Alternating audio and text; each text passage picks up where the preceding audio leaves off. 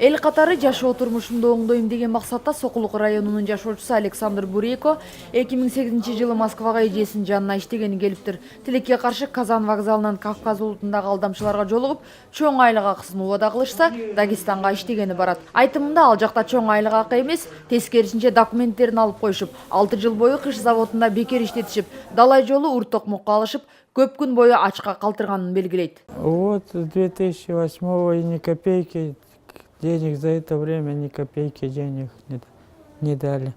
Вообще даже ни копейки. Если кто услышит, увидит, даже не соглашайтесь на эту провокацию. Это обман, чистый обман. Они обманывают, издеваются над людьми.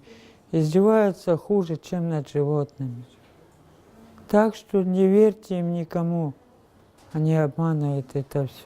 Александр Бурейко буга чейин бир канча жолу качууга аракет кылыптыр, бирок ою ишке ашпаптыр. Тескерисинче аны кармап алышып, бир жума бою каттуу уруп жазалаганын айтат. Ушул жылдын январь айында өзү сыяктуу кулчулукка дуушар болушкан башка өлкөнүн 5 жарандары болуп, кыш заводунан качып чыгышкан. Алардын ден соолугу начар, абалы оор экендигине күбө болгон боорукер адамдар Москвадагы кыргыз элчилигине чейин келүүгө жардам беришиптир. Элчиликтин консулдук бөлүмү тиешелүү документтерди жасап, Кыргызстанга кетүүгө көмөк көрсөткөн. Кече 20 февраль 2014 жылы Александр Бурейко Кыргыз Республикасынын жараны биздин Кыргыз Республикасынын элчилигинин консулдук бөлүмүнө жардам сурап кайрылды. Аны сураштырып, төмөнкү маалымат изилдеп чыктык.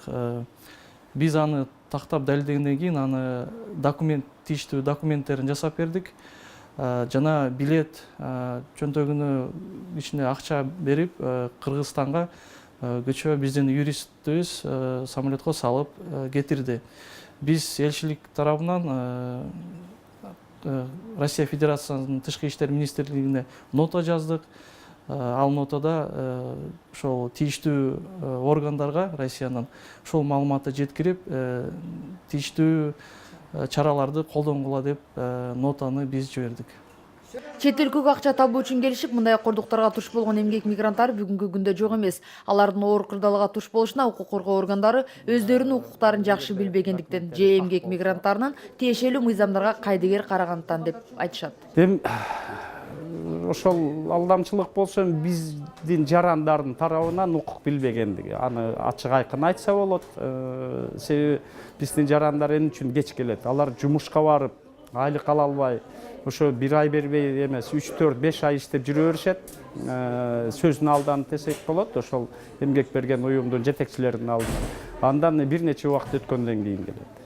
Ал эми ошол эмгек берген уюмдан болсо, алар ошол Россиянын мыйзамынын так кээ бир эмгек уюмдары так аткарбайт.